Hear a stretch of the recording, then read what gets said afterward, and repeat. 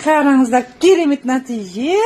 Біздің қазір мен до и послесін көрсеткім келеді. Қараңыздар, мынанда қандай сүйел болған, иә? Осы кісінің қазір сүйелі біздің неден кетіп отыр. Сондай пастадан. Қараңыздар.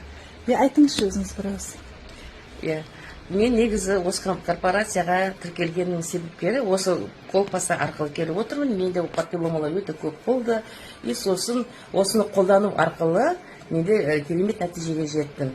Қараңыздар, мына досы, мына послесі. Қараңыз, мына жағыңызды көрсетіңіз.